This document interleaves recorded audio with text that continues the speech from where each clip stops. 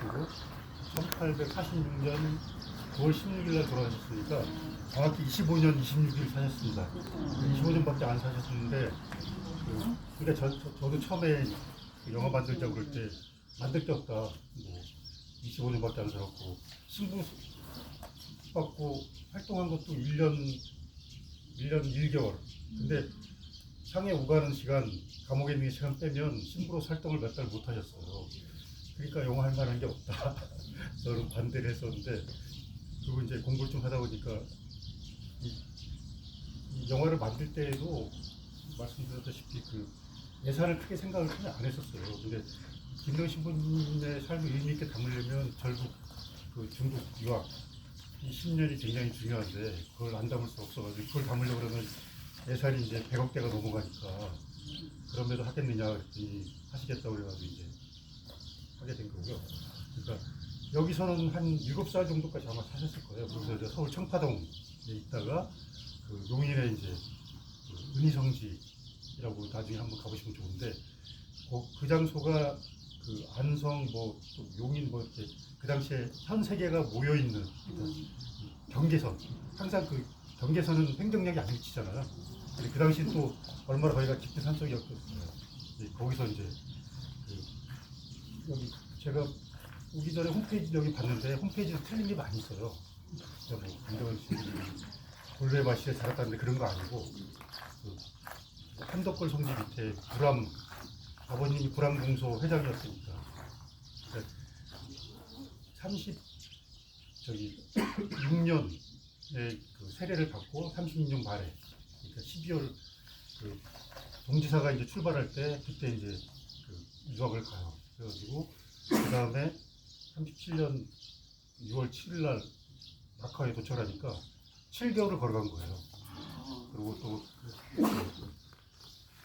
천주교 지도 보면은 김대원 신부님 국경 거쳐가지고 경항문화라고 하잖아요.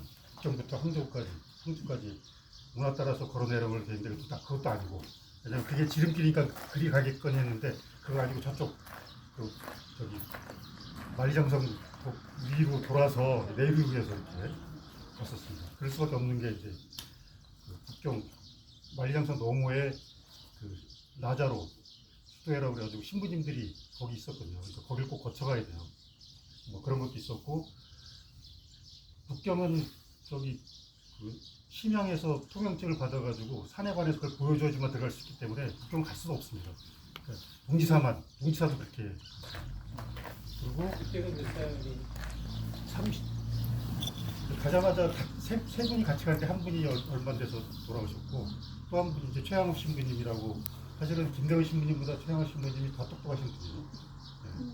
김대원 신부님은 제가 보기에는 그 무인이 됐어야 되는 사람인 것 같아요. 실제로 이 김대원 신부님 가문이 여기에 살게 되신 게 그 10대조가 아산 현갑이었어요. 그 9대조가 충청도 병마절도서여가지고 임진왜란 때 공을 좀 세우셔가지고 왕한테서 땅을 이쪽에 좀 하나를 받으셔가지고 이쪽에 사신 것 같고 그래서 그 김대원 신부님이 되게 민족주의적이고 그 가문이나 자부심도 꽤 있었어요. 그런 게 이제 편지에서도 좀 나타나고 그러고요. 그리고 이제 그 유학 중에 아시다시피 그 30 아편전쟁이 40년에 일어나잖아요. 근데 37년에 도착해가지고 39년에 이미 아편전쟁 직전에 천비해전이라고 마카오하고 홍콩 사이에서 저기 그 임칙서하고 찰스 엘리엇 사이에 한번 회전이 크게 벌어져요. 청나라 걔가 21척인가 23척인가 그렇고 영국 상선 3척이랑 붙었는데 뭐 청나라 군함이 영국 상선에 100% 쏴도 미치지가 않으니까 21척이 파괴가 되고 그때 임칙서가 충격받아가지고 이제 그 자료를 모으고 배도 사고 미국 사람 고용해가지고 서양 책도 번역하고 그래가지고 나온 책이 그 뭐죠 회국도지. 제가 다른 회국 시간에 말씀드렸죠. 회국도지를 한중일이 어떻게 받아들이냐에 따라 가지고 한중일의 근대가 달라요. 우리 영화에 저기 그 보면은 44년 말에 이제 동지가 갔다 45년에 그 돌아올 때 역관 이상적이 그 제주도 일가가 있던 김정희의 세안도를 가지고 가잖아요. 그래서 이제 청나라 문인한테 모이는 제찬을 받아오는데 그때 해국도지가 들어옵니다. 예, 우리나라 역사학과에서는 그때 이제 부사로 갔던 권태궁이 가져온 걸 되어 있는데 실제로는 그게 아니고 제가 찾아내는 거는 예, 역관 이상적이 가져온 게 맞습니다. 왜냐하면 양반들은 예, 평생에 한 번이나 저기 그 북경에 갈까 그런 거고 이상적은 12번을 북경에 갔다 온 사람들이죠. 그러니까 그 당시에 역관들이 부도 가지고 있었고 정보도 가지고 있었고 그래서 이 사람들을 신분을 주인으로 못 보는 거죠. 그 자리에 신분마저 양반이면 큰일이 나니까 그게 우리한테 사실 비극입니다. 왜냐하면 우리나라의 근대가 이 깨어있는 사람이 중인이니까 그 전면에 나설 수가 없잖아요. 그래서 이상적이 제자가 오경석인데 오경석 아시죠? 그죠? 오경석, 유홍기, 박주수 이 사람들이 저기 우리나라 그 갑신정이 일으킨 개화파의 스승들이고 그러니까 계보가 그렇게 올라가요. 오경석에서 이상적, 이상적에서 김정희, 김정희 위에 이제 박제가, 박준 이렇게 올라갑니다. 김정희가 여기서 남쪽으로 직선거리로 9km, 찻길로 한 11km 떨어진 데 살아요. 그리고 이제 제가 말씀드린 것 같은데 김정희 연구자들이 알면 깜짝 놀랄 일이지만 김정희가 천주교 신자였습니다. 예비신자. 그걸 어떻게 하냐면 유일하게 김대근 신부님 편지하고 보고서에 나와 두 번 나와. 김정희가 예비신자로 그 심지어 39년 기계박해 이전에 앵베르 주교한테 그 저기 청주판서 조병현한테 친구니까 이야기를 듣고 앞으로 벌어질 일 크게 걱정하지 않으셔도 된다 이런 말까지 직접인지 간접인지 모르지만 그러니까 주교님하고 통할 정도였단 말이에요 김정희가. 근데 김정희가 나중에 이제 돌아서요. 그래서 제주도에서 쓴 편지를 보면 천주교를 대단히 비판을 하는데 천주교를 잘 알고 있기 때문에 할 수 있는 비판을 하는 거예요. 그래서 사실 우리나라 근대와 관련해가지고 김정희에 대해서 우리가 김정희 너무 몰라요. 왜냐면 그림, 뭐 금속문 이런 것만 알고 있지 그 당시에 선비라는 거는 다 벼슬기로 나간 선비라는 건 정치가 아닌 행정가잖아요. 이 사람이 무슨 생각을 했나가 중요한데 그런 거에 대해서는 그 김정희 학자들이 아무 말도 안 합니다. 김정희가 정치적인 그런 다 불태웠다는 소리를 제가 들었는데 요걸 알아야 돼요. 김정희 다음이 또 저기 대원군이 또 김정희 제자였잖아요. 대원군도 김정희한테 무슨 그림만 배운 걸로 돼 있는데 두 사람이 무슨 이야기 했겠어요. 우리들도 만나면 우리나라 정치 얘기하는 대원군은 자기가 저기 권력을 갖게 될 걸 미리 알고 몸을 살았던 사람입니다. 그래서 이 김정희하고 천주교의 연관 이거를 알아야지 우리나라 근대가 그려지고 저기 김정은 신부님 중요한 이유는 첫 번째는 저기 제가 이제 처음에 공부하고 나서 교회사 연구소 어디라고 말을 드릴 수가 없고 연구원들 만나가 식사 대접하고 이제 그 도움을 받으려고 했는데 한마디가 저거였어요. 김정은 신부님이 그 우리나라 조선의 작은 목소리 타고 상해를 다녀오는 글자 그대로죠. 김정은 신부님이 뭘 몰라서 무모한 행동을 하신 거다. 사학과 박사님이 교회사 연구소 제가 그 말을 듣고 이분들한테 내가 도움을 받을 일이 없겠구나. 아니면 바다라는 거는 모르면 갈 수가 없어요. 김대훈 신부님이 그때 12명이 그 배를 타고 갔는데 그 12명이 그 당시 천주교를 책임지고 있던 사람들이란 말이에요. 물론 이제 한 반 이상은 선원들이지만 그리고 또 실제로 저기 세례요주교하고 더블신부를 모시고 왔잖아요. 우리나라 이제 이대주교하고 더블신부 이제 신일성지 가면 저희가 더블신부님 계시는 곳인데 이분이 이제 5대 주교거든요. 그리고 성공했잖아요. 그리고 그러니까 제가 이 영화를 만들게 공부하면서 느꼈던 게 뭐냐면 천주교 밖에서는 종교인이니까 관심이 없고 천주교 안에서도 하느님의 가호로 이런 일을 했다 이런 식으로 천주교 안에서만 보니까 의미를 잘 못 치고 있는 거예요. 김대훈 신부님 갖고 있는 의미는 뭐냐면 당연히 저기 신학성 선발되고 사제가 되었고 천주교를 전하는 게 임무였잖아요. 근데 김대훈 신부님이 제가 보기에는 전혀 무모한 사람이 아니고 굉장히 치밀하고 굉장히 용감하신 분이고 물론 무모한 면이 있어요. 목숨을 거는 거 이런 거는 굉장히 무모한데 이 무모함은 어디서 오는 거냐면 제가 보기에는 성격 탓이 아니고 민족주의 때문에 그래요. 그러니까 김정은 신부는 우리나라에 처음으로 이제 마카오로까지 유학을 가서 서양 언어를 배우고 서양 학문을 배운 것도 있지만 42년에 이제 마커에 있을 때, 그러니까 39년에 청계전 이제 일어났을 때 마닐라로 피난을 가거든요. 그리고 이제 80년부터 본격적인 영국에서 이제 군함이 와가지고 그 아편 전쟁이 벌어지는데 이게 세계사적인 사건이잖아요. 근데 그 아편 전쟁의 추이를 다 따라가요. 42년 초에 이제 그 불란서 군함 에리고노라고 그 세시람장이 이제 마커에 와가지고 자기가 조선에 통상을 요구하러 갈 거니까 통역을 붙여달라. 그래가지고 김대건 신부님이 그 배에 타요. 레스트 신장 둘이. 그러니까 이제 사실은 그 세실의 계산이 이거죠. 그러니까 이미 중국은 영국이 먹었고 불란서는 송킹, 코친차이나 이쪽 경영을 하고 있었잖아요. 그러니까 이제 이걸 봐야 되는 거예요. 그래서 이제 아편 전쟁 뒤를 계속 따라가고 올라가요. 7개월 동안. 그래서 그 아편 전쟁이 끝나는 게 이제 남경조약이잖아요. 그러니까 김대건 신부님이 남경조약을 참관을 했어요. 세실의 통역관으로. 굉장히 놀라운 사실이에요. 그래가지고 그 남경조약의 결과를 그 신부들이 늘 이제 보고서를 스승 신부님한테 보내거든요. 그게 바티칸으로 가고. 그래서 전 세계 정보가 CIA보다 바티칸이 더 많이 있어요. 그것도 자발적으로 각 지역에서 올라가는 정보들이. 5분 안에 정리해 주시면 네. 아무튼 괜찮아요? 그래서 김대건 신부님이 우리나라에서 처음으로 중국이 무너지는 꼴을 현장에서 지켜본 사람이에요. 무슨 생각을 했겠어요? 이게 중요해요. 그러니까 김대건 신부님 제가 영화에다가 그 부제로 조선 근대를 열어젖힌 한 사람의 모험이라고 그랬는데 그게 과장된 말이 전혀 아닙니다. 김대건 신부님이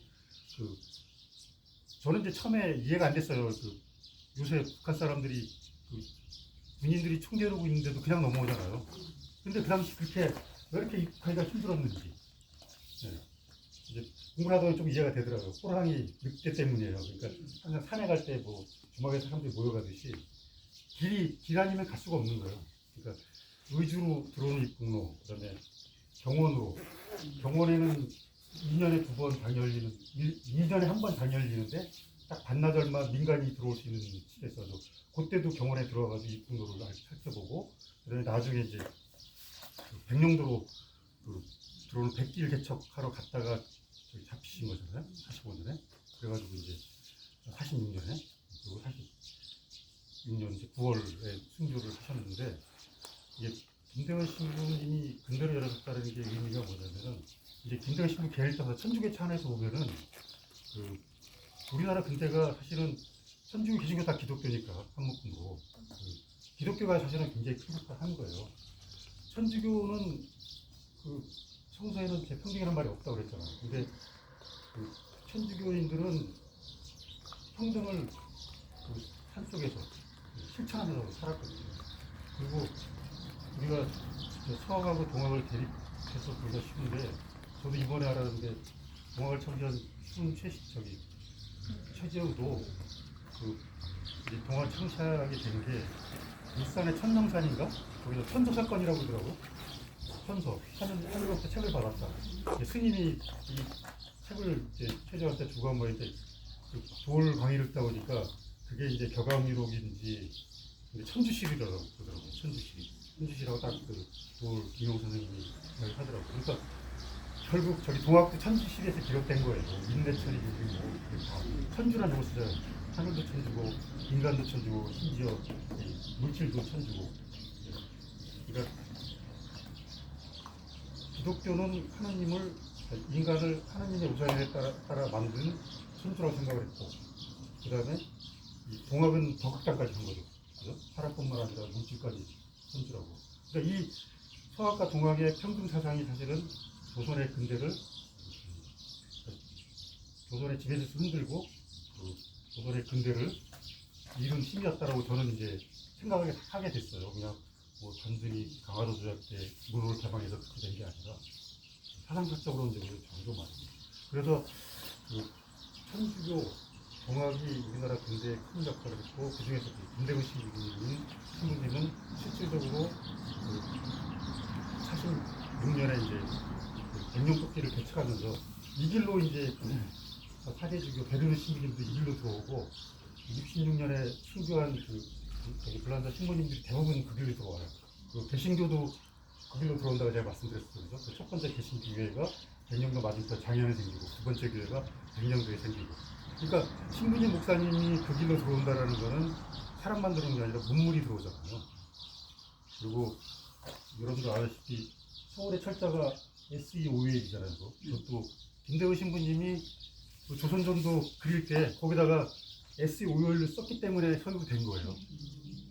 그런 건 사소한 거지만 뭐 지도를 뭐 김정호보다 16년 앞서 근대적인 지도로 그렸다. 뭐 이런 게 이제 근대적인 인물이라고 하는 게 아니라 아무튼 김대관의 속에 들어가고 딱 그거였던 것 같아요. 내가 사제니까 이렇게 움직이는 게 아니라 지금 조선을 구할 길은 천주교밖에 없다.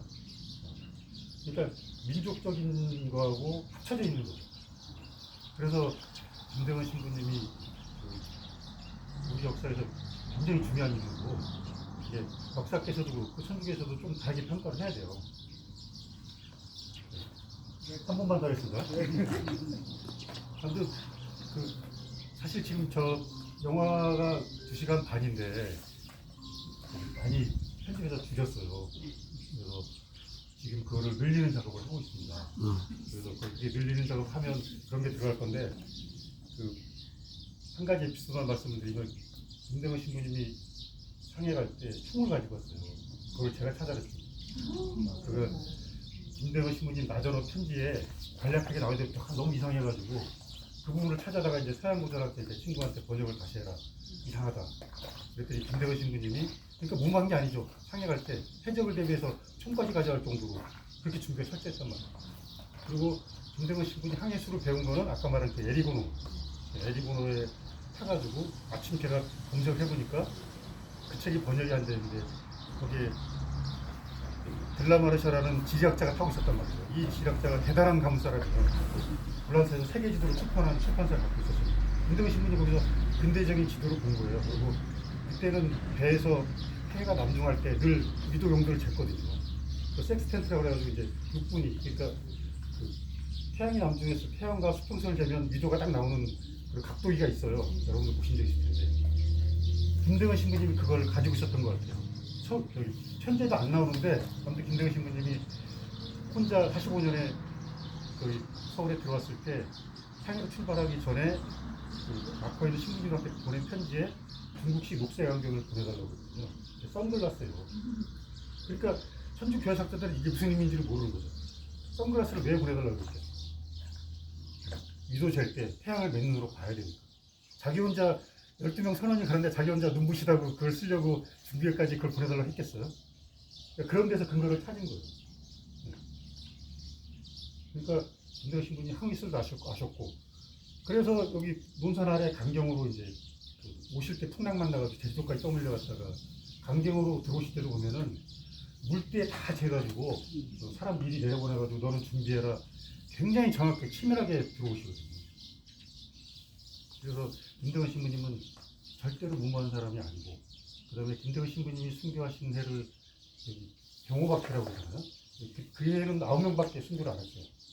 그랬던 게 김대건 신부님이 치밀했기 때문에 그 증거가 이제 잡혔을 때 페리오주간에 보낸 편지에도 뭐 잡혔을 때 상황을 이렇게 거짓말로 길게 쓴 거 있어요. 그 거짓말이라는 걸 제가 어떻게 알았냐면 나중에 이제 천주교는 가경자, 복자, 성인 이렇게 올라가는데 그걸 매번 재판을 해요. 10억 재판 할 때 증언한 사람들의 증언을 보니까 김대건 신부님이 페리오주간에 쓴 나전어 편지가 상당 부분 이상하게 별로 중요하지 않은데 길게 쓴 부분이 있어가지고 왜 그럴까 했더니 이게 거짓말이야. 그게 거짓말인 건 뭐냐면요. 페리오주교한테 내가 잡혔을 때 미리 이런 조처를 취했다라는 과모가 있었어요. 중간에 백령도에서 순위도로 올 때 두 사람을 미리 내려줬다고 그러는데 그게 거짓말이 말이 안 돼. 바다에서 왜 내려줬겠어 사람.